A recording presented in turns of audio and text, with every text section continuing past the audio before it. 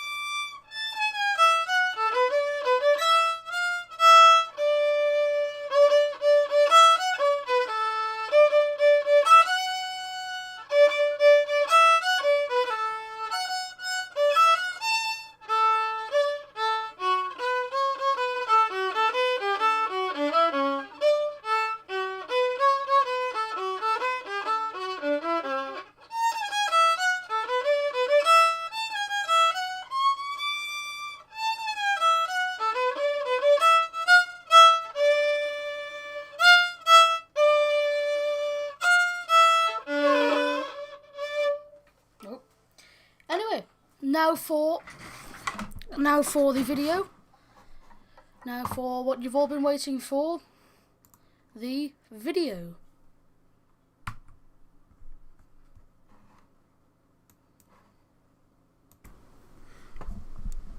Hello, well, thank you to the team for looking after the shop while I'm away, as it were. So we're in this really strange situation now where everyone's live, my family's live, you're watching. Well, I know people watch on catch-up, but there's loads of people watching live. And the only person who's not live is me, because I'm having to record this earlier. I'm sure it's been explained. The dates of my travel got changed. It's all a bit last minute. So I've realised I won't now be back until Monday. So there we go. Important stuff though, and I'll be reporting back on that next week, so look out for it. Okay, so it's a slightly curtailed or shortened show. There's some cracking topics, and this might be a different way of looking at things. So welcome to everyone.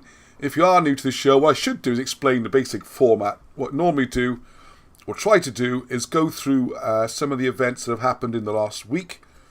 Usually these have come when people have emailed me or things on the Facebook group, and then we've done a bit of follow-up, or we've done a site visit somewhere and had a look. So it's the kind of news sections of smaller articles and things of interest, usually things which people watch and hopefully then go and explore themselves and have a look and visit, and we start a discussion. Then hopefully after a few weeks of these things being knocked about, we get a full video or a site visit or something like that.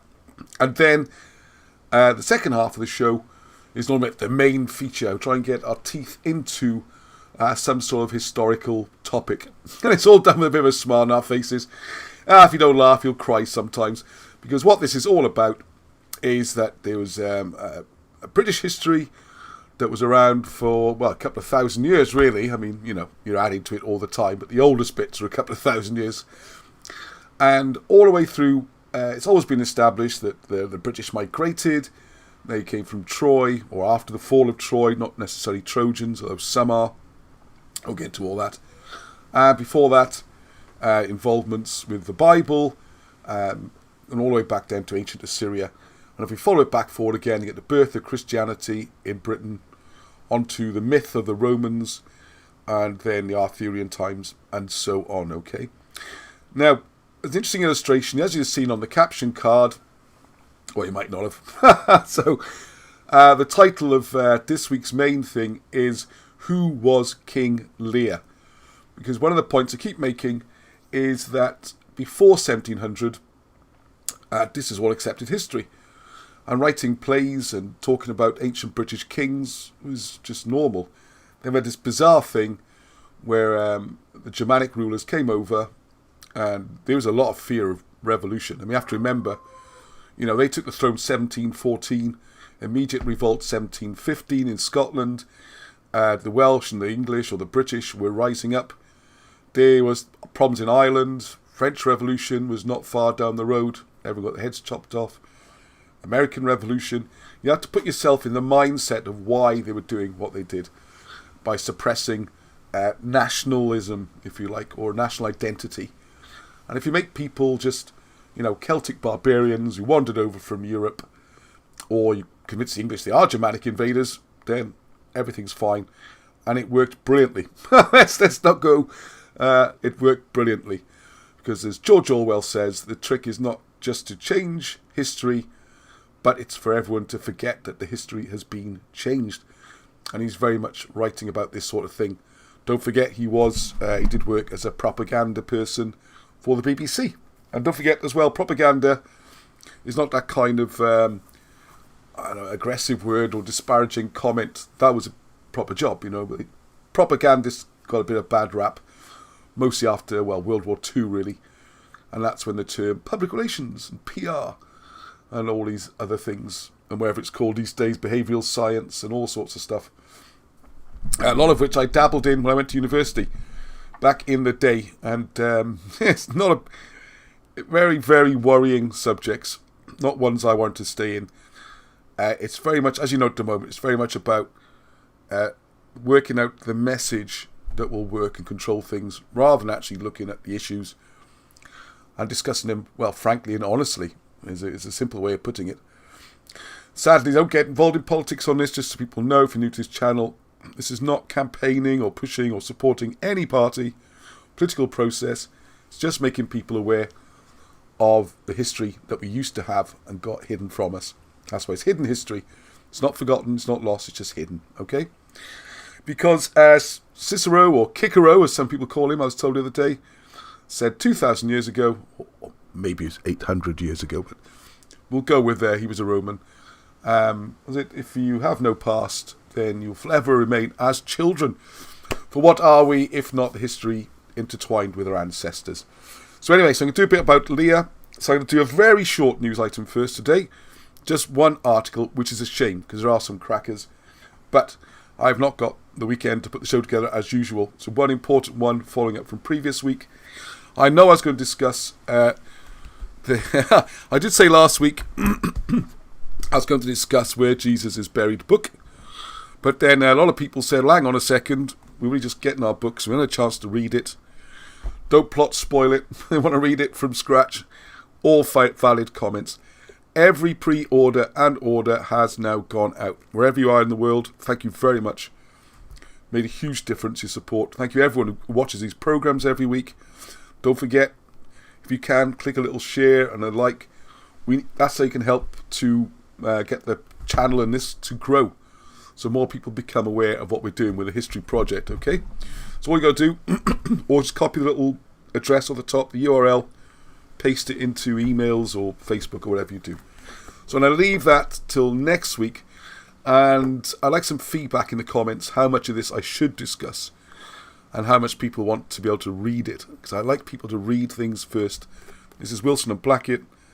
Sorry, it's got my name scribbled on it. It's because I start making notes. I don't want to send this one out by accident. So they don't all come in Ross. All right. Again, if you don't know about this book, you should by now. There's reviews below.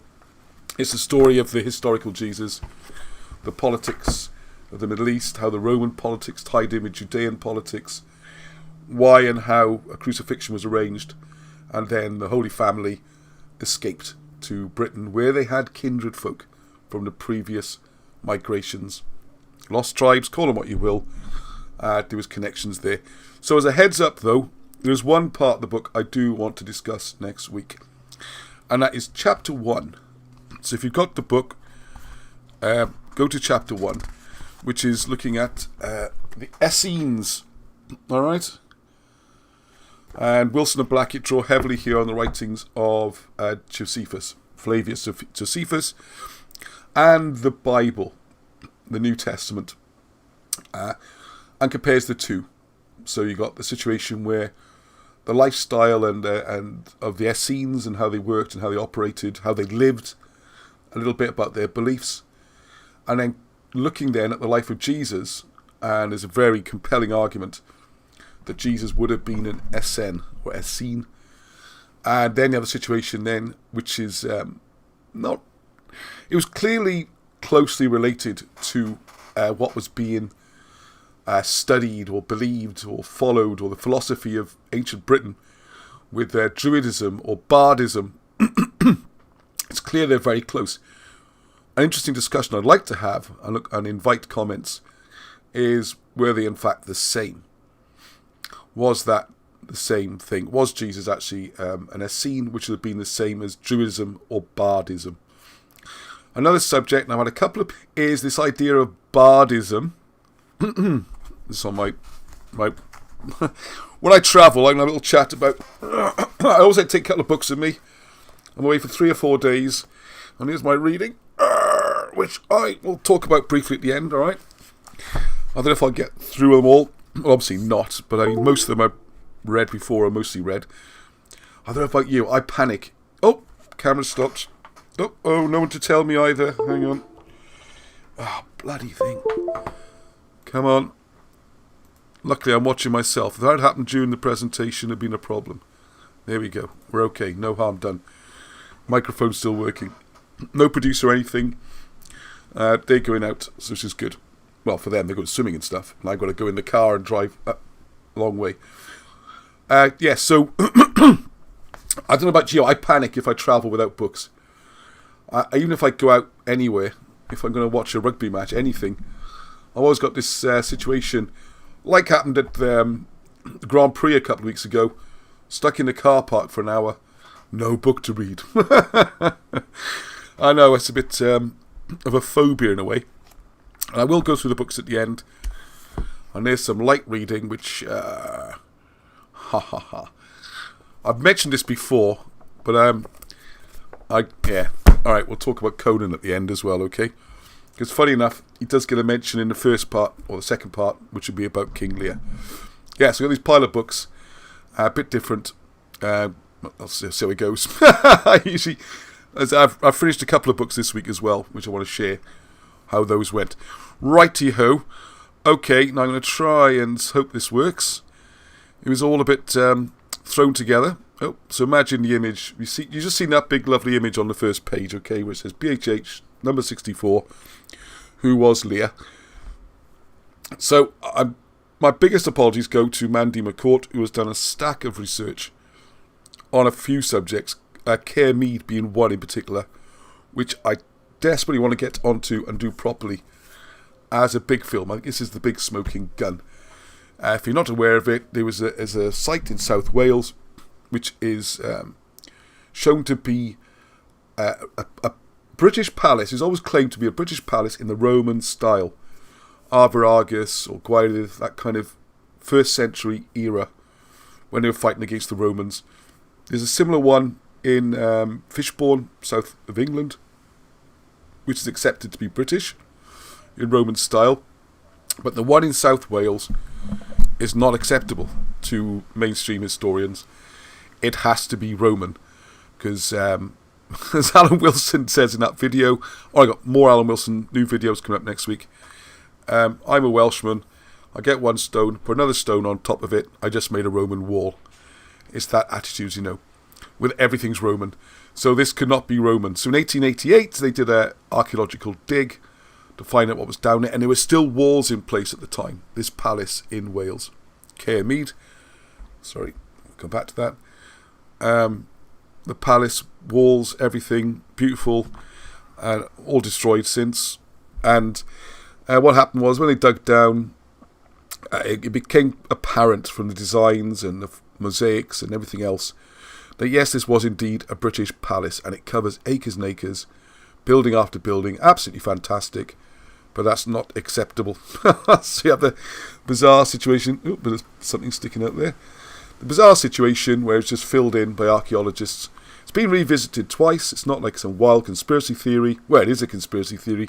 It's a true one. We have to unweaponize the word conspiracy theory, because there is a conspiracy happening here. It doesn't make you bonkers to think there is one. The physical evidence that someone has deliberately, literally covered it up with mud, all right? So Mandy's been digging into that, and lots more to say about it, and I will try and get it done for next week. Anyway, I remember to press the little 2 button. I hope everyone can see me okay. I've got no way of checking while I do this. Right, now, if you watched a couple of weeks ago, you'd have seen now, last week possibly, a video where Matthew took me up, invited me up to Pantagaseg, and up there he has suspicions is a fort, and just as importantly, this is part of the same story, was want to explore that, do the LiDAR, do some exploration. That whole area seems very important, and it's very close to, although in the video I got it slightly wrong, but still, it's very close to Garndifaith, where you got the megalithic walls, and possibly the ancient pyramid, all that stuff. It's just around the corner. And we think this Pantagesig area, there's roads going in and out of the place that don't seem to join to anything. Pantagesig, near Pontypool in southeast Wales, is, 50 houses or something. And yet, major roads and all sorts of clues. It desperately needs proper exploring and archaeology done. Alright? Obviously, none of that's going to happen. What was worrying was that Matthew mentioned that there's proposals in place to put massive wind turbines to generate electric. This environmental thing that's going on seems to involve destroying the environment. Hey, that's double speak or new speak. Oh well. It's scary. If you haven't read 1984 or you haven't read it for a while, read it again. Or everyone should read it every few years, I think, since you remember it. And it gets more frightening every time, so maybe don't read it, actually. And Angie found it such a depressing book, she stopped halfway through, so it's understandable. But there again, her father, interesting story, a bit of family history. Her father was part of Chiang Kai-shek's lot that had to flee from Chairman Mao when communism started there. So you got, within a couple of generations, you got living links with these things, with the encroachment of communism, how it happens. I'd love to do a Chinese hidden history and Taiwan hidden history sometime. And why not, eh? We're doing America, doing New Zealand next week, doing Australia. So this is not just a British thing, all right? I know us, the Welsh, sometimes at West Welsh, get a bit paranoid. Everyone just hates us. No, this goes on all over the world, these history rewrites. Taiwan's a great example.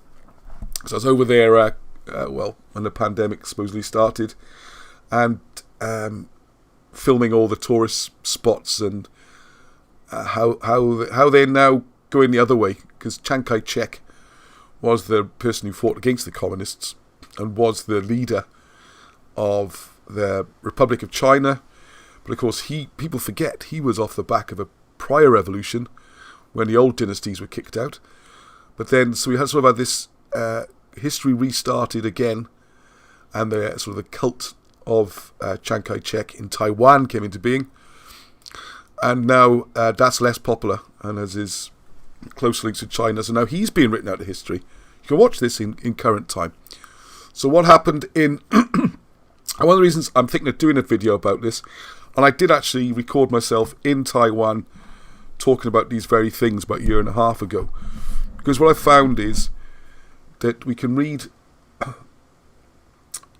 people find it more plausible and acceptable to think that this complete rewriting of history and hiding of history can happen in some far-off foreign country, which we don't know very well, but it would never happen in their own country, Britain, wherever the home country is. So it's, I know Phil was out there. Phil worked with Wilson and Blackett for 30 odd years, does a fantastic job. It's an amazing stuff. And he used to do a lot of presentations in London, Wimbledon area, and he used to present a sort of thought experiment, imagine if there was this country and blah, blah, blah, and only at the end say, well, that was Britain, which is interesting. Okay, anyway, so Bob Morgan, our arch guru. This bit of sellotape here is really annoying me. It keeps making me go cross-eyed. I don't know why it's there. There we go. Just make sure I can see myself now. Can we still see me? Am I still moving? Yep. Okay, cool. Right, okay, so Bob Morgan, our Gandalf, our Taliesin, whatever, the wise old man. Not that old, are you, Bob? So he saw the video and sent me this. Says okay to share it. I will always ask if I share before I share your emails. Okay, so, and if you've got something is just for me, you don't want it to appear on the show, please make a note on there just to remind me, okay? Right, so the proposed wind farm, which is going to go in this historical area, will consist of up to 12 wind turbines, which doesn't sound that much until you realise, I'll show you in a minute how big they are. So they're going to generate in total 48 megawatts of renewable energy, which is sufficient to power 24,000 phones. It's being proposed by Pennant Walters, and these are the ones based in Hirwaun, up Aberdare, near where I was born, and they specialise in renewable projects. Oh, hang on, we should be on the full screen for that. Sorry, I'll go full screen in a minute. Let's dip off. So he sent me the... Here we go. Alright. So thank you, Bob, for this, as always. So here's their... This is the company, Pennant Walters, alright? If you want to find out more. There's been a consultation last week. Sorry about that, or 2 weeks ago. But there's still time before anything happens. So, alright, so there's a website you can go to. This is the area that's going to be developed. So you can read all about the more details here. Bob's done a little summary which I'll go through. And you can freeze this. And if you're a Patreon, as a little reward, the last few weeks I've started sending out every presentation as an attachment, as a PowerPoint. So people can see, the patrons can every week have their own copies. And I'll include a copy of the leaflet, okay? Look at this, these cows. Isn't it lovely just wandering around with these windmills like nothing happened? Okay, but there is consultation still going on. And you'll see how important that is in a second. Right, I'll go back to this. Dunk, dunk, dunk. I need to go to... You can watch me doing all this now. Because normally I do this. I flick back and forth between 1 and 2, but I didn't. Okay. So as it says here, the project is in its very early consultation phase. A scoping request. I'll summarise, you can read it all. So a heritage study will be required. But if there are no actual designated monuments or known archaeology on the site, this will likely conclude the project will proceed. So this is one of the reasons why it's so important what we're doing, to go and identify historical sites and get them recognised. Because if we don't, they can be open cast drift mining, they can be turbines, they can be a whole load of things done to a site for reasons you'll see in a second, okay? So there was a pre-application public consultation, which is the one I think that Matthew's referring to. And this is local residents, so that's gone, okay? Now, sorry it's a bit long, it's important because it illustrates not just this site, but this is how it works for all the sites that are being destroyed. It's a similar process. And in this case it might be wind turbines, the next time it could be an open drift mine, just destroy the whole area. Could be those horrible trees we see, all sorts. Anyway, so due to the size, the project is deemed to be a development of national significance. So what that means is you can override their local concerns. You can't have NIMBYism, not in my backyard, doesn't work. So as stated by Matthew Ross Frankham, part of the site is on the common, that beautiful part you see me walking around on the video. The common is common land, that's owned by the people.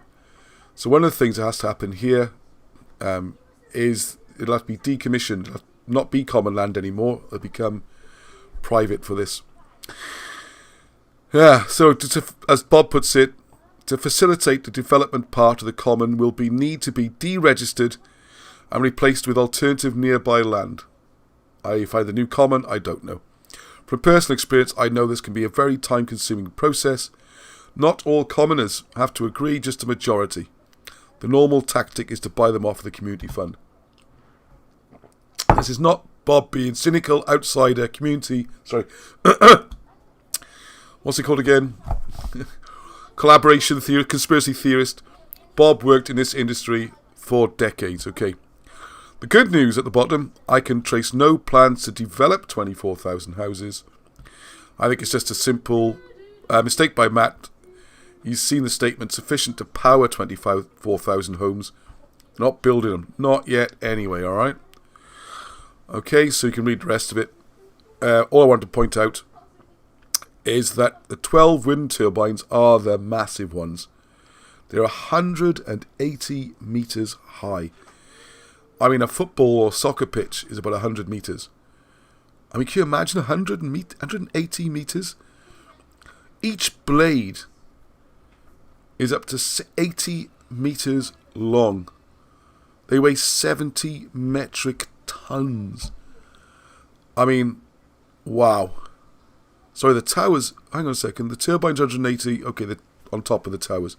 So the tower itself's 100 metres, then add on the blades going round. Now, the other thing is there, all this is supposed to be done for environmental benefit, save the world, all that kind of stuff.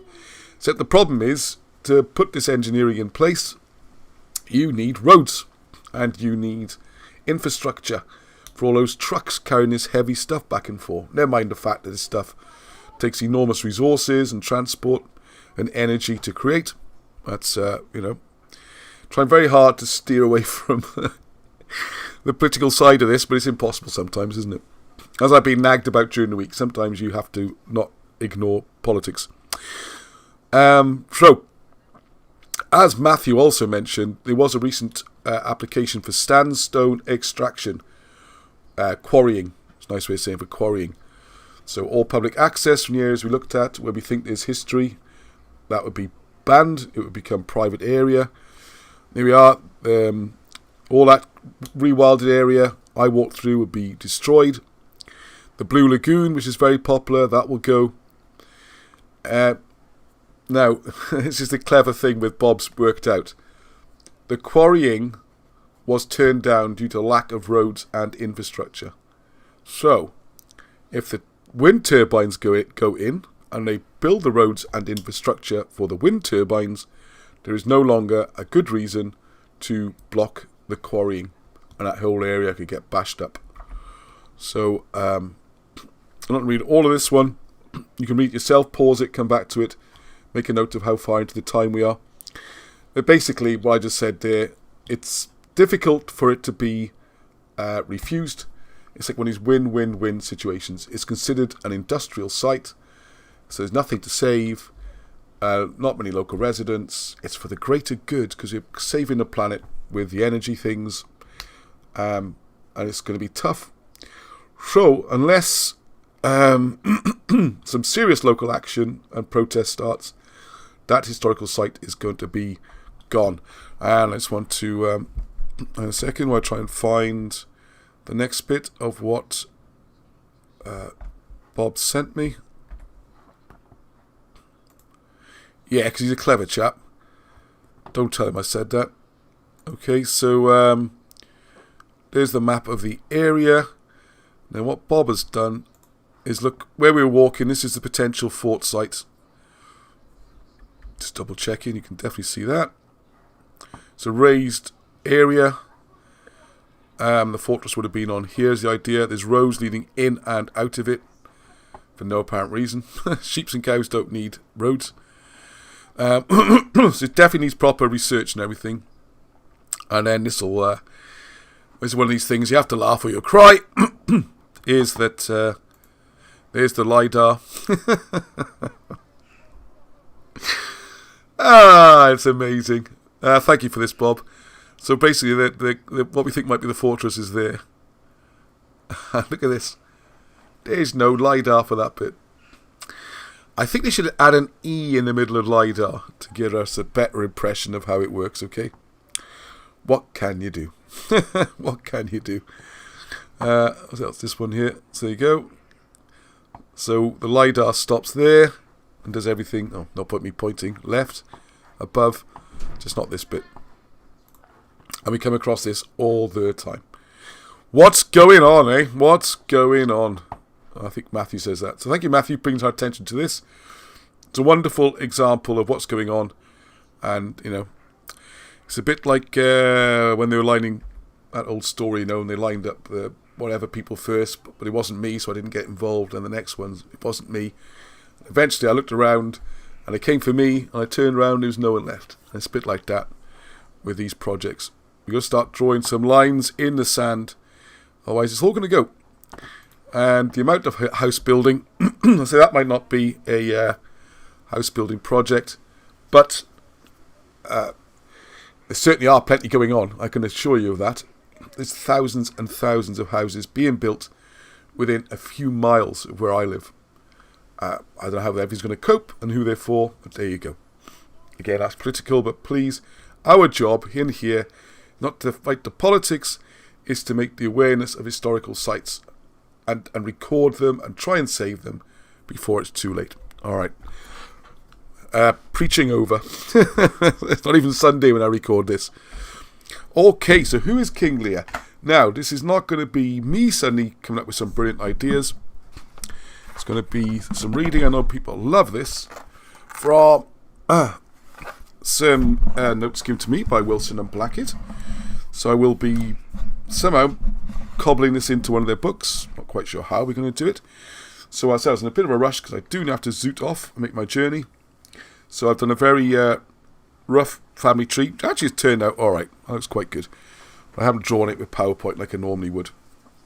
So if you'll bear with me, I'm going to read from these notes and we'll give an idea. And like I said, it's very important, as mentioned at the beginning of the show, because this was, people like Shakespeare wrote plays about people like this. This was accepted history. How it's all become myth and legend is staggering, really. It's one of the... Oh, another thing... Oh, I'm going to distract myself before we even get started.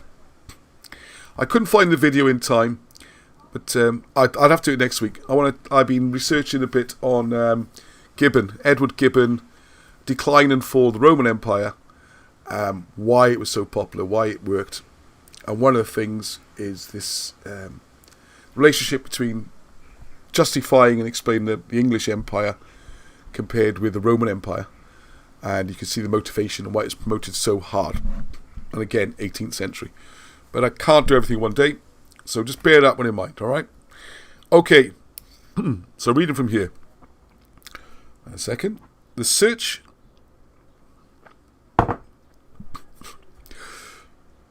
The search for the ubiquitous...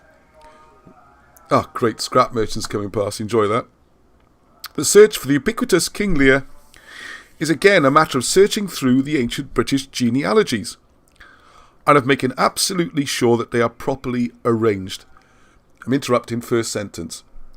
One of the things is going to absolutely blew my mind reading this, and I'm going to have to do it soon, is it's absolute genius. Going through, I suppose, Gildas, Nennius, all those. Sorry, Griffith ap Arthur, Geoffrey of Monmouth, whatever. Griffith. And why the histories are all over the place is because, a bit like Wilson and Blackett worked out with the Egyptian dynasties and dates, you have a situation where you have lots of parallel stories, and historians come along, go on, what do I do with this lot, and put them vertically. So you've extended the history by 1,000 years. So one of the ones I want to look at is Dunwell, or Malmud, Malmudian law everyone goes on about. Wilson and Blackett moved that from 400 odd BC to 400 odd AD. That makes a big difference. It changes a lot of stuff. So now the other thing, these notes are quite old. So a couple of things their position might have changed on. So don't get too excited. If you see something, say, and we can discuss it, all right? So all stay cool. So when he says here that the genealogies have to be properly rearranged or arranged, that's what he's referring to, okay?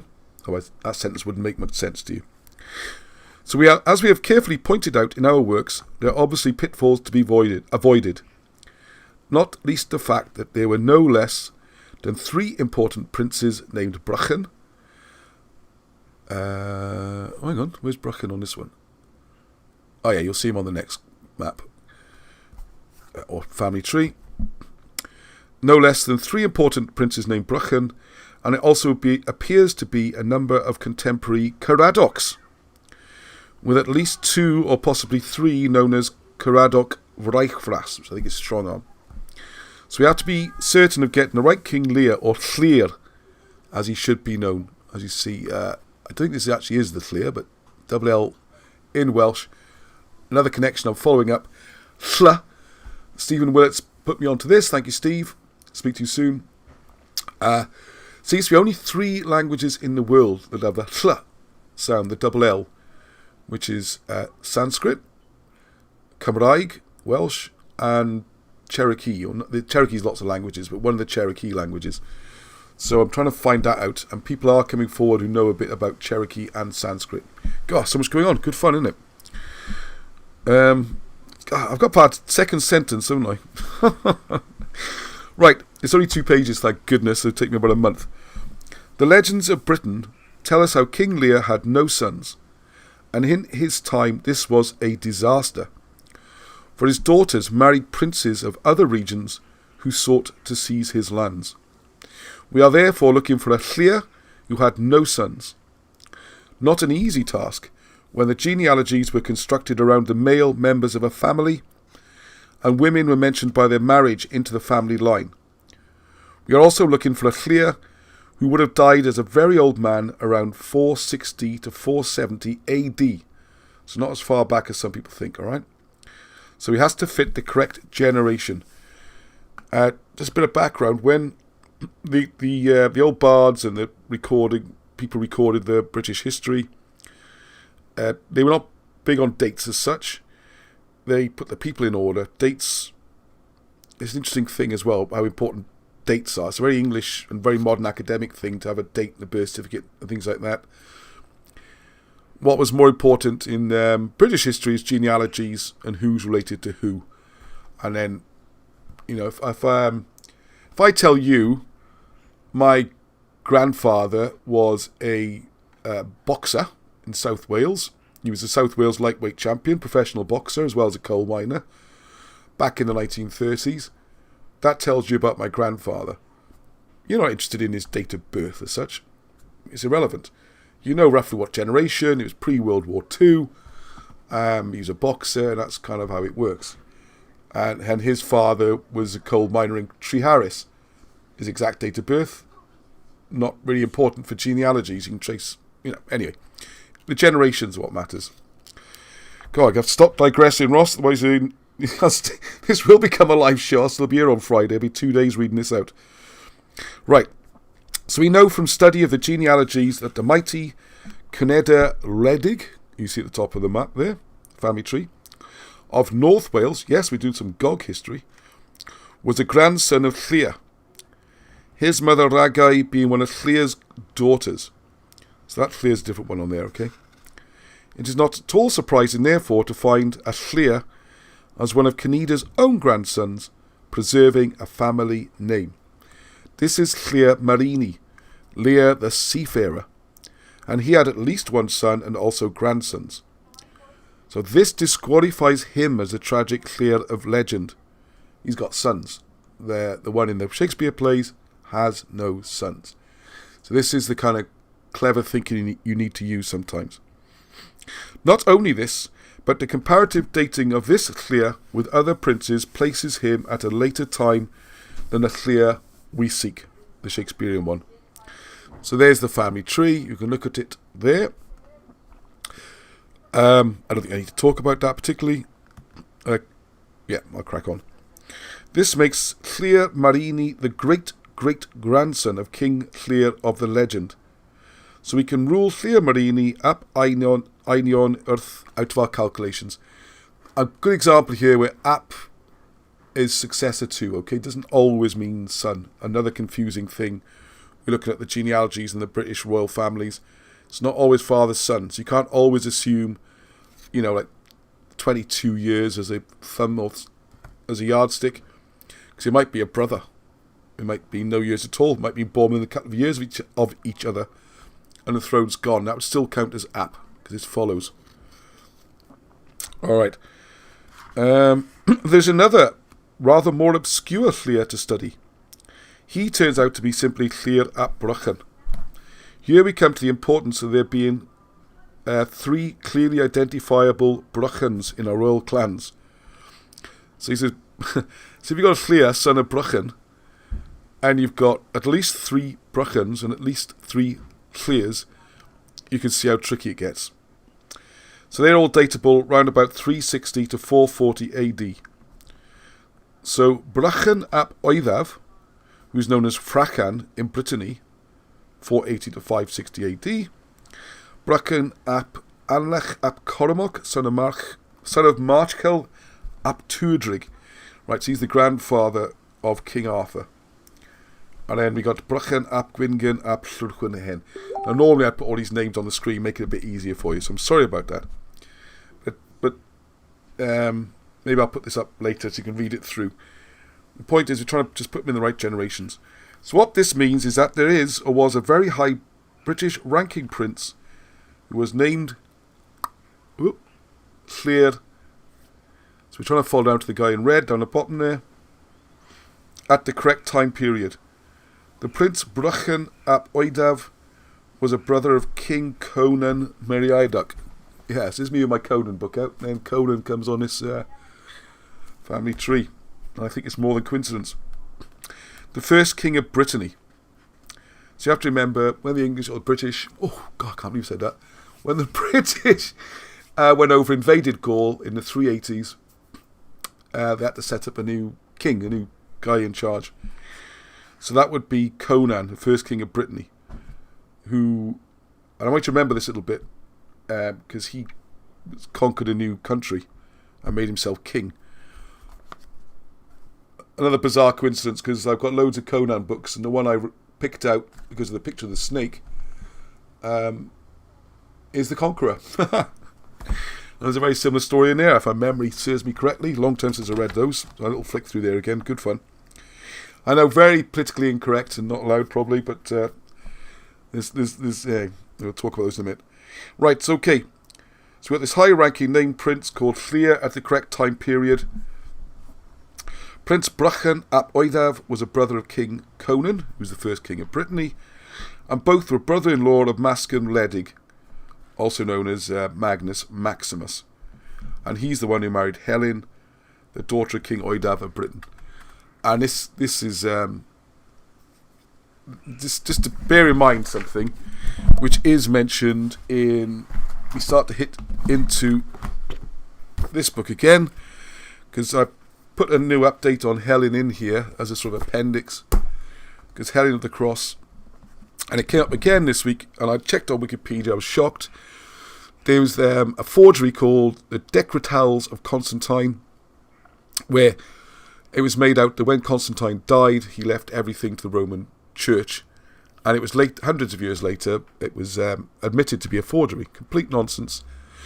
But still is promoted. You go on Wikipedia, places like that. This is still promoted as history. It's strange.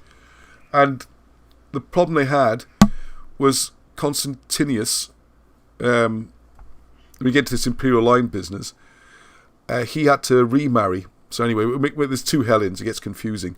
But what they had to do was push the first Helen out of history. So there's another Helen coming in that imperial line, a little bit further down, is the one we're actually meaning about the cross and mother of Constantine and everything.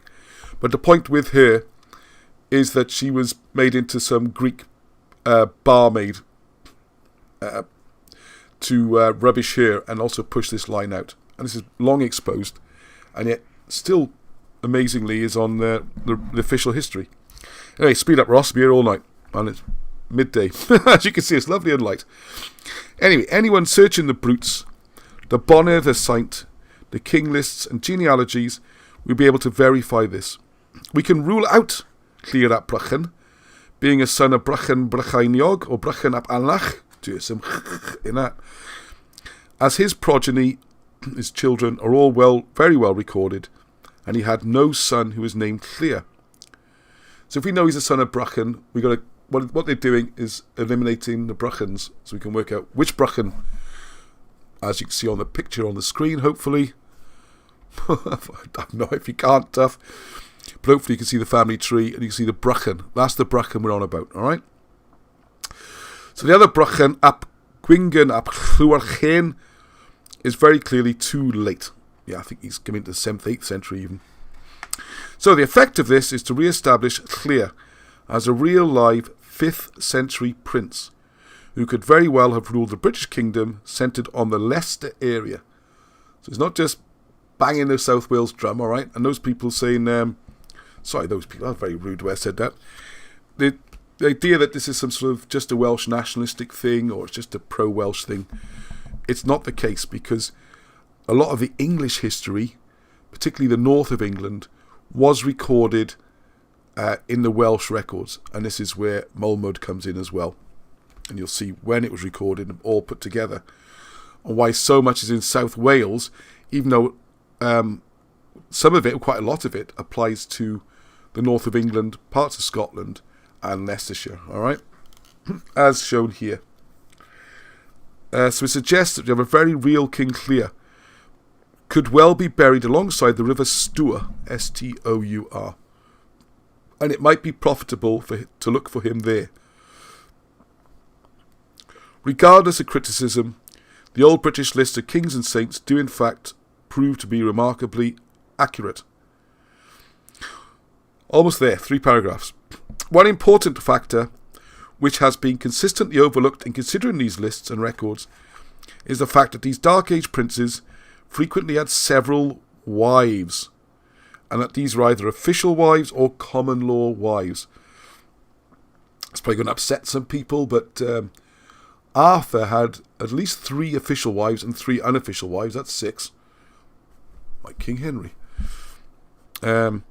So there are therefore often very large numbers of sons and daughters differently listed. So which wife are you going to follow? We have seen... Oh, hang on, he's mentioned it. As me thought I was adding something, it's here already. We have seen how King Arthur himself had 2 official queens, both of whom were named Guinevere, and possibly a third. So we have Guinevere ferch Gwythyr ap Greidiel. So that means you've got the one who's the daughter of Gwythyr. And then we got Guinevere ferch Ogvan Gwawr, which is another line. And then 3 common law wives, Garwn ferch Greidiel. Normally I type all this out so you can see it on screen. I do apologise. And Guinevere ferch... Oh, hang on, wrong one. Sorry, Garwn ferch Hennen Tegern. And you got Goel ferch Oitau, and in Indeg ferch Arafir here. Good luck if you manage to follow all that, and don't panic if you didn't. So possibly Greidiel is the enemy of the legendary English hero named Beowulf. Beowulf. That's another one I really want to get on, and that's going to really upset the English history lovers, to show that Beowulf is not a Scandinavian story. It's actually goes all the way back to the Middle East and was brought by the British, and then borrowed and copied and adapted by Scandinavians. So here we go, another group of people upset. I don't think there's anyone left. Everyone has got a problem with this work. There you go. That's the way it is. It is where it is, and we go where it shows us.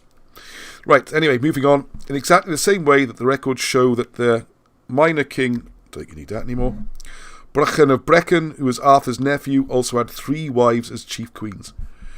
These were his queens Oibraust and Rebraust and Proistri.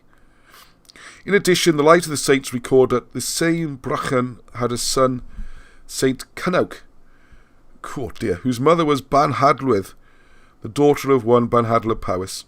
So I think it's best you read this. We'll put it into a book soon, okay? So another example here, Lord Rhys of West Wales in the 13th century, so a more recent and better recorded one, had 42 children and 18 illegitimate. That's 60. And it's a mistake to apply modern ideas to historical situations. Actually, the old British were no different from any other people. Even Pope Alexander VI had 9 children, all illegitimate, by 2 common law wives, and a further son by his own daughter, Lucretia. The Pope before Alexander VI was Innocent III, was also another of a similar hue. There's a big family tree, I'll put that another time. All this has a bearing on Brychan and his son Lear. We are uncertain of the relationships between the sons and daughters of King Oidhaf of Britain, and this could be a direct result of their being of different mothers of different rank. Always causes problems. Reminds me very much of looking at any dynasty. Take your pick. Chinese, Hittite, Roman less so, I suppose, where you Egyptians, definitely, where they hit, and also you see in the Jesus book there, what was going on with Herod and the Hasmoneans, and because everyone's interrelated, everyone's got a claim to the throne, everyone hates each other and killing each other, you know. Nice being a royal, isn't it?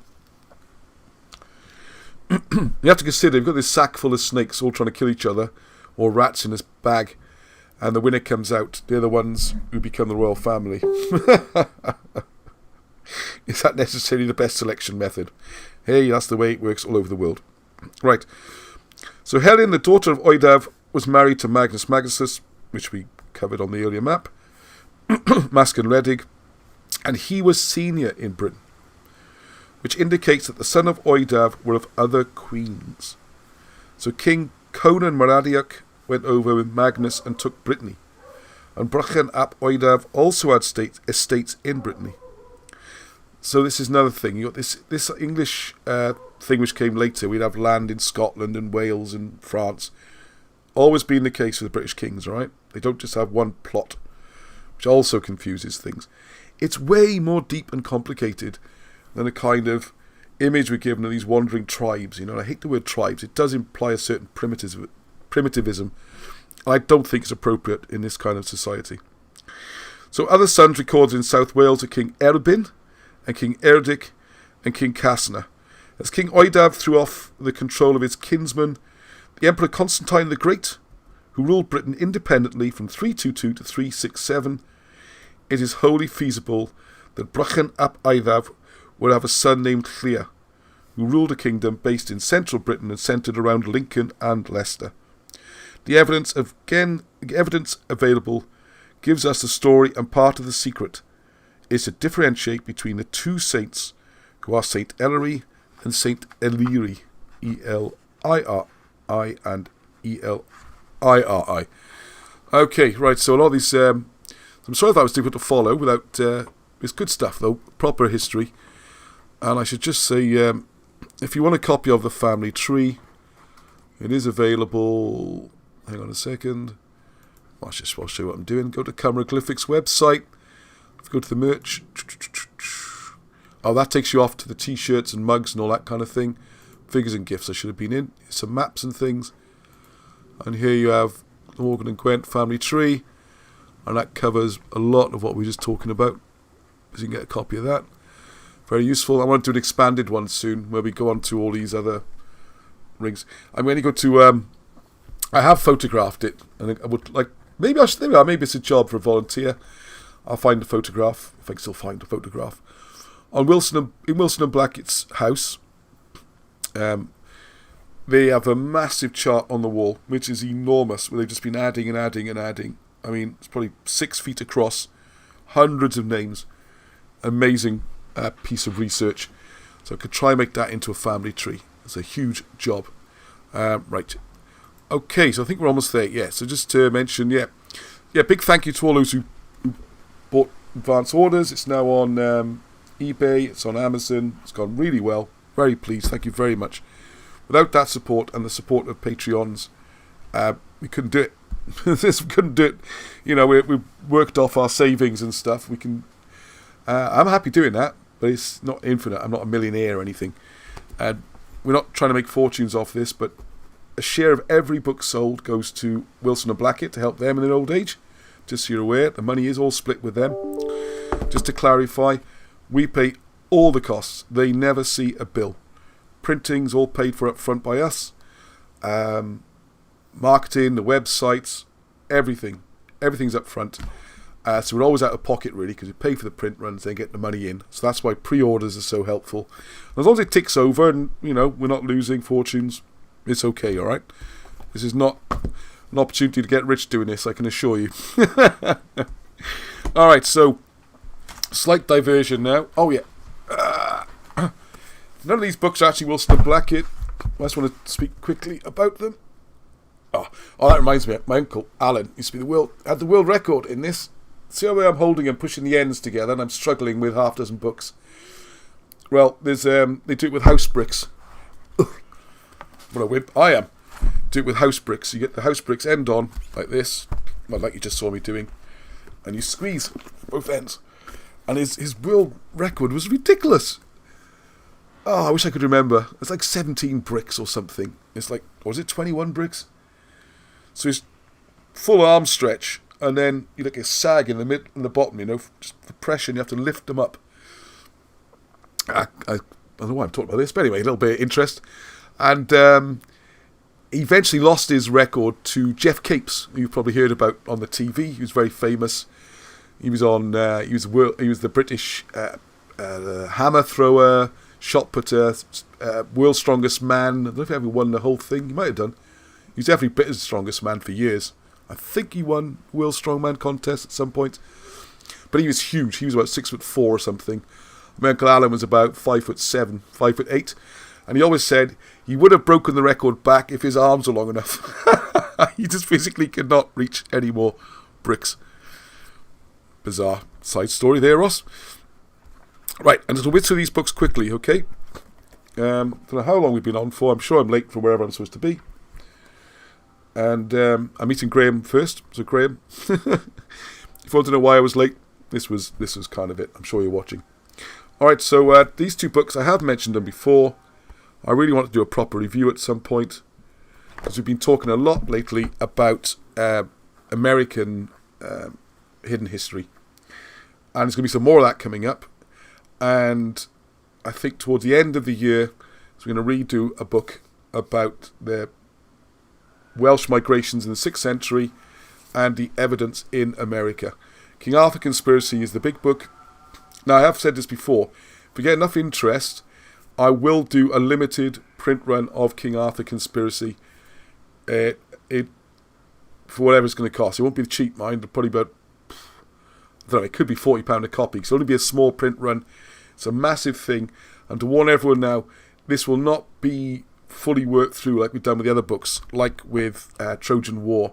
By the way, that is back on sale again. Hope people are aware of that. The new index, it's been, real duplications taken out, and, it wanders off sometimes. It's nice, logical, concise. I'd love to do that with King Arthur Conspiracy, but the book is enormous. It's 2 or 3 books glued together, really, because the whole idea of how Colburn works and the history of the writing is in the front of King Arthur Conspiracy, and that needs its own book. I'd like to do, in the same way done Cymroglyphics to show how you can read hieroglyphs using Welsh, I want to do something similar with how Colburn works and the old Welsh writing, which would include Etruscan and going back. It's not as difficult as it seems. It's a writing system. Writing system should be fairly, easy to use. I mean, this isn't quite the same as hieroglyphs, where they were plastered on massive walls and the whole population was meant to see them and be in awe. The Colburn is a little bit more difficult because it was a secret writing system, don't forget.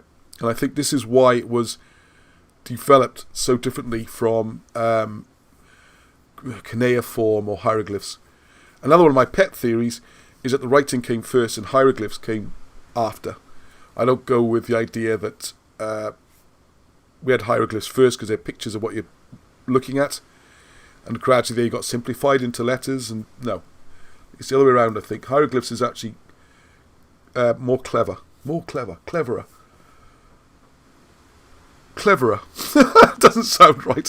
Oh dear, for someone who writes and publishes books and edits, they were cleverer than that. It's a bit like, and also you have to remember that you're not necessarily drawing what you see. You're drawing a sounds like. Anyway, I think hieroglyphs are so clever, is the best word. They work so brilliantly. As long as you know the language behind them, they're actually a better system than writing. Writing is easier to write. Drawing little pictures is quite difficult, especially doing it quickly. And there's other reasons. Anyway, that's discussion for another day. And looking at one thing I noticed, a lot of source information for Wilson and Blackett. This was given to me by Michael Tomblin, and I'm going through it again. It's a fantastic book. And I think Wilson and Blackett have clearly used this a lot in their work because, I put a bookmark there, more organised than I thought. You got in here Colburn, how it develops over time. So I'm learning more about that. It's a great book as well because you might notice everything's duplicated. That's a bad example. There's no text on that page. Here, that's a better example. So you got it in Welsh and in English. So I'm also going to practice learning my Welsh as well. Yes. Dwi'n trio dysgu siarad Cymraeg. I'm trying to learn how to speak Welsh. Okay. This name is interesting for me as well, okay? Barddas. Another interesting one is with the Sanskrit connections. It struck me a while ago, actually. I know someone else might have told me. I apologise if it was, but it struck me a while ago that Buddhism and Bardism are almost identical words. You know, we had Michelle found that connection. We got Boida, like Buddha, means the good life in Welsh. And I did translate Sanskrit, can't remember. And loads of other words, all translate into Welsh. And it does make you wonder, Bardism as opposed to Buddhism sounds remarkably similar. Sanskrit and Welsh written and spoken is very similar. There's also stories about Jesus going to India. And don't forget, we got a big chunk of his life missing from his age 13 when he talks to the elders. And he's, the last bit before he gets crucified in his 30s. I have no problem with him going to India. There seems to be a lot of evidence to support that. It seems more likely that he ended up in Wales, but he could have gone there, okay? So I was talking about these two books. These are very important. I'd highly recommend them. They're available on Amazon, I think. They're not very expensive. They're by Jim Michael, the late Jim Michael, sadly missed from the Ancient Kentucky Society, with Lee Pennington and all those. And it's great. And I'm going to read this again. Because he goes through in a very... What I like about this, he writes in a very ordered and methodical way. And it's all about Prince Maddock. Both of these, really, and looking at the evidence. And it's very logically put. He presents the evidence, discuss the evidence, come to conclusions. So, go through those again. Now, a book I just finished reading, and if you remember, David S. Brody came on the show a couple of weeks ago for an interview. And I said, there's a good-looking book. It's all about the Ark of the Covenant being in America, and a few other things, and the Templar connections and stuff like that. Well, I got the book, and I have to say I can see why he's a bestseller on Amazon. And he's been, the Boston Globe put him down as their best, I'm going to make sure you can see me, best local writer in Boston. It's great. This is book 3 in the series, so I can't decide, because he's written about 9, I think. Do I rewind to number 1, 2, 3? They're standalone books. I don't get anything for promoting this, by the way. All right, this is just purely me passing on. Same with these; they're not mine. I don't publish them or anything. In many ways, I'm encouraging to read books I don't publish. So, but there we are. This is not about that. This is about knowledge sharing. We're all on a journey of exploration and knowledge and improving ourselves. As Hugh Evans told me a while ago, you have to remember that in this life, all we're doing is preparing for the next life, okay? So be nice to each other, and, don't matter how many Ferraris you got in the garage when you pass away, okay? Right. This I loved. It's got everything. Brilliant. It's a novel, first of all. It's not a dry history book. Story, good characters, really exciting adventure. There's, this one is set with it's conspiracy theorists, survivalists. They're in a fortified encampments in the desert, and one of the guys there has got this secret invention which the government wants, and he won't give it to them. And his families and stress and people. I can't say too much because I want to spoil the book. A lot of twists. A lot of people aren't what they appear to be. Deception going on. Very exciting. I'm probably had an extra effect on me because I don't get to read much fiction these days. This isn't a novel based on fact. I didn't mean it like that. I don't get to read many adventure stories anymore or thrillers because I'm always reading history books. There's only so much you can read. But so that particularly excited me. But in there, what's very good is all the way through. Let's see if we can find some examples or an example. When he mentions like finds, artifacts. There's a lot of history in this book. So when they talk about they found this stone, well, how can we explain this stone and how does that fit into the story and all that kind of thing? It actually then shows you, if he refers to a painting, there's the painting. I don't agree with everything in this book. That's all right. I disagree. That's not right. That sounds argumentative. there's a few ideas in here. Looks at them differently to how I look at them. None of us know for sure, but I want to show. Anyways, lots of pictures. Things like the Newport Tower come into it. Roswell goes into it. I would say that if you do read it, there's the Newport Tower. I've done a video on that because it clearly predates Columbus. But what he points out in here, I didn't know about before, was how the windows are shaped so that light comes through them on certain days to hit niches inside. So we're going to have a chat about that. David Brody's coming back on the show again in I don't know, next week or two. We're going to have another chat, and I think we're going to talk about the Newport Tower. I'd like to have a chat with him about this book. I mean, one thing I would say about this book, if you read it, wherever it says French, if you substitute in the word Welsh, it fits in very closely with all the migrations and everything that we're talking about. Unfortunately, well, not unfortunately, but he's gone, probably not that aware of Welsh history, and has gone the route of everything happening in France, which is sort of following on from the Holy Blood, Holy Grail line of inquiry, and then go up to Rothwell. But if you can sort of not let that put you off, and follow the more, I would say, the more likely migration trail Wilson and Blackett described, and when you read French, read Welsh in your mind, it all fits remarkably well. Except it doesn't mention the 6th century Welsh migrations, but that may be in another book. Very interesting. I learned a lot from it and thoroughly enjoyed it. Right, I do need to get back to these and get back in touch with Robin Heath. I still want to talk about the tally marks. My angle's different. Yeah, I mean, Robin is brilliant. If you don't know Robin Heath's work, look him up on the internet. He works all over the Preseli Hills for decades, working out alignments, calendars, why stones are where they are, what the patterns are, all that kind of stuff. Great stuff. I went up on a walk with him. We filmed the measuring out of what could be the trial for Avebury Circle. So I need to put that video up at some point, and an interview with Robin Heath coming soon. So stay subscribed, and the notifications is the best, so you don't miss anything. So I need to finish reading those. But for me, one of the important takeaways is he's done working out what the tally marks are around the edges of the stones, and how they are for counting the passages of the moon and sun. And there's a 33-year cycle, which is when the moon and sun come back into conjunction in a certain place. So that's 33 again, the important number. You've got to be careful. You don't go in looking with the answer in your mind before you start looking at the evidence.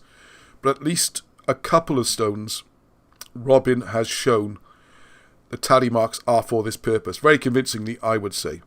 Whereas those same stones would normally be regarded as the tally marks being ogham, which is supposed to be this Irish form of writing, which I'm not convinced is a proper form of writing, and neither was Alan Wilson. So finding another possible explanation for the tally marks is all fuel for that, isn't it? Okay, so this gentleman, Tim, we're sorting out hopefully next week. We shall be talking about New Zealand's hidden, or he's called it New Zealand's hidden nation. This is just one part of New Zealand's hidden history, by the way. Just one. But yeah, so we're going to have a chat about this. I have to finish this book. It's another great book. I've almost finished it. It's a spiritual journey, and he keeps hitting up against the same thing that we hit up against when looking at American history, is that nothing can go before the Maoris. Anything before Cook is Maori. End of story. And this is incredibly politically sensitive, particularly as there's a lot of reparations going on, and Maoris are getting compensation for loss of all sorts of things. So if someone comes along and says, well, actually, you didn't have all those things, so how could you lose them? And what about the previous people that you committed genocide on? That doesn't fit the political agenda. So, so we'll probably have Maoris put me on the hate list. Who else? Oh, Scandinavians today, wasn't it? Wow, that's quite good, isn't it? Right at the top, Scandinavia, right down the bottom in, well, depending which model of the world you go with. If you go with a flat earth, even further apart. Anyway. Right. This was given to me Christmas by David Mosley. So thank you again, David. I did make a start. I'm going to push on and read more of it. As you know, I've been rather tied up getting the other books out. Okay, so a little bit of fun to finish now. I mentioned a bit of light reading. Conan the Conqueror. It's funny I missed Conqueror. I didn't do that deliberately. That's serendipity. What does it say on the back? Everyone knows the Conan stories, don't they? Please, if I look at the comments now otherwise, is it a generational thing? Is Conan, I mean, he's the opposite of politically correct. It's very white male-centric, big, strong, macho, heterosexual males. So I got a feeling that these books might disappear. And if you don't know, they're written like 1930s, something like that. Hang on.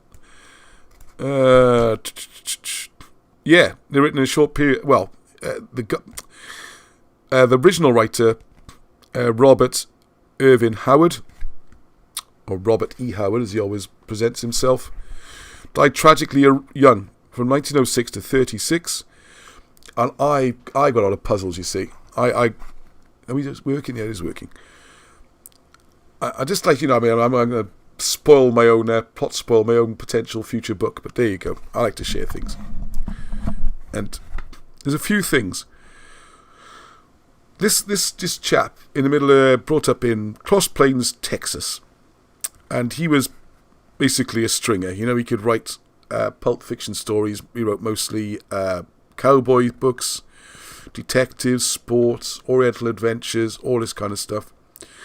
And he is in many ways credited with inventing this heroic fantasy as a genre. The kind of thing that ended up with Dungeons and Dragons and all that kind of stuff. We've got warriors and magic and supernatural, and you have to fight monsters and ghostly things, all this kind of stuff, right? Superstitions, gods are real, this whole world. Now, the thing was, poor old Mr. Howard only lived from 1906 to 36. So he's died when he was 30. Very, very short writing career, okay? And he's writing this in the 1930s. Now, I just want to say that 18 stories are published during his lifetime, and then others have been put together by this guy, L. Sprague de Camp, where he's taking notes and putting together. That's a little bit like I'm doing Wilson and Blackett in a way, but I mean, making my own role sound too important. So, of course, this is the kind of logic, writing and style that went on then to things like Lord of the Rings and all that is based on this kind of heroic fantasy world. So it says here, in fiction, the difference... This is written by L. Sprague de Camp. In fiction, the difference between a writer who is a natural storyteller and one who is not is like the difference between a boat that will float and one that will not. If the writer has the quality, we can forgive many other faults.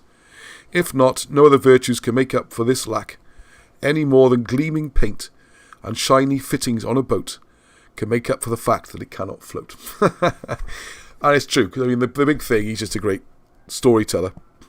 Now, what I'm going to get into here, I want to use his words originally. Conan lived, loved and fought in Howard's imaginary, right, first word to note, Hyborian age, Hyborian, alright? Hyborian age. Oh, sorry, I want to go back one slightly. Sorry, this original, curiously, this story, Conan the Conqueror, originally was called The Hour of the Dragon. Another potential Welsh connection, alright? So the Hyborian age was supposed to be 12,000 years ago, between the sinking of Atlantis and the beginnings of recorded history. Now there's a map here, very badly reproduced, unfortunately. But, I hope you can see it. You can see it on the screen. Yeah, good, I can see myself. So interestingly, the land he comes from, he's a Cimmerian, which is remarkably like Cymru. It's an imaginary world, obviously based on Europe. And he's got Picts, Cymru. There's a few other things I want to point out. It's so poor quality, this map. I have to get a better quality map of his work. But he's also talking about Atlantis having been around this kind of area. I'm doing that backwards and upside down. So a lot of it, more and more stuff we discover. The point I'm trying to make is this guy seemed to know something about British history. Anyway, he's a gigantic barbarian adventurer from the backward northern land of Cimmeria. Conan arrived as a youth in the kingdom of Zamora. See the map. Yeah, look at this. So again now, we're connecting now with Eastern Mediterranean, alright, which ties in again with the Welsh migrations. This is the area, and these kind of Arab type kingdoms and empires and wealth and riches ties in with ancient Assyria and things like that. So I'll read a bit more of this. So Conan arrived as a youth in the kingdom of Zamora, and for several years made a precarious living there and in neighbouring lands as a thief. Then he served as a mercenary soldier, first in the oriental realm of Turan, and then in Hyborian kingdoms. Forced to flee from Argos, Conan became a pirate along the coasts of Kush, which is kind of northwest Africa, I think, in partnership with a Shemitish she-pirate called Belit, and with a crew of black corsairs. After Belit's death, he returned to the trade of mercenary in Shem. See, his names are biblical names and old Cymric names. Subsequently, he adventured among the nomadic outlaws of the eastern steppes, the pirates of the Sea of Vigilet, and the Himalayan mountains on the borders of Iranistan and Vendia. So, it goes through this. Now, the other thing which, if you watch the film, because Hollywood always tells you a lot of things in the movies, films, the easier to digest, you can see them happening, alright? So one is there, as shown on this cover, the big cult that he's up against is the snake cult. Alright? What's it called? Oh, mine's gone dead. Blank. Anyway, the snake cult. So this is where the comment's really useful, because there'll be someone in the audience now going, it's called this, Ross. How can you forget that? I haven't read them for decades, which is why I'm going to have a flick through again to refresh my memory. Oh no. Anyway, we'll come back to that. The point was, what seems to be going on is a clash of cultures. We've got a snake culture with devoted supporters, and they have hills. I wouldn't say the serpent mounds, but even in the film there's something similar to that. And if you read in the books how it works and the towers they build, the culture and everything, does seem remarkably similar, as do the place names, with the ancient pre-Christian British history. You look at Ireland when they talk about Patrick going there and killing all the snakes or casting the snakes out of Ireland. They weren't talking about physical poisonous snakes like rattlesnakes and stuff. They're talking about this snake cult and the snake mounds and the way they were as a form of genocide, really. But anyway, we celebrate it as the passing of Christianity. And a similar thing in Wales, particularly these areas we'll be looking at. I think Garndyffaith and up there. And it ties in even with the where Jesus is buried. As you know, I've seen the videos. I should do another one on Dinas Island, where from above the whole island itself is this kind of shape, and it looks like, oh, that's actually quite close. There we are, like a snake's head. This is a head seen looking down on the head, so the head's like from above. All right, this is the front, the back. So there's these curvy bits here where the eyes are. That's pretty much the shape of Dinas Island. And it seems to be in a snake cult. And two things. One, and Conan. Conan, as you just saw in a bit I did earlier, was the name of a British king. My family, just up the road, Conan. Conan is the Welsh equivalent of Conan. Same name. Just different spellings, really. Now, all that's fine. And you might think, well, is it coincidence? It seems too much to be a coincidence. And if you go through more and more of the place names and the maps and the journeys, it seems to be very close. So my question is, how did this guy in middle of nowhere, without much education, in Texas, you only lived to the age of 30, know all this stuff? And I'm going to read some of his other fiction as well, his cowboy books and stuff like that. It all seems a little bit convenient in a way. And it's conspiracy stuff now. Everyone's going to be getting me tin hats for Christmas. I don't think anyone's ever raised this before, but I'm going to. and it's just a hypothesis, all right? Were these books actually written by him at all? And is this another example of a message being got out through books in the same way it's done with films more now? I think it's less with books these days because most the mass media is more TV and films. So I think there's a lot more to these books than just reading about some big bloke putting his sword through monsters and meeting various exotic people as he travels around. So there you go. If anyone's got any thoughts on that, I would be very interested to see them. And I've got no idea when I started, when I ended, how long this is, or anything like that. And I could have some very tired little boys waiting in the studio, sounds like a TV company, in the back of our house, in the TV studio, desperately waiting for me to go back. And it's in the BBC, so throw it back. Anyway, going to go back to the studio, to my wonderful family, who I'm sure by now I'm missing terribly, and we'll see you tomorrow on your time. Alright, so thank you for doing all the job. Thank you for watching as always. Please support. Remember, please try and share the word. We can grow the channel. And if you can buy more books, great. And always love to hear from everyone. Thank you for all the emails. I am starting to catch up again now. So to my family, I'll see you tomorrow. And from me, I'll do it the other way around. Back to the studio. And from me, Heather.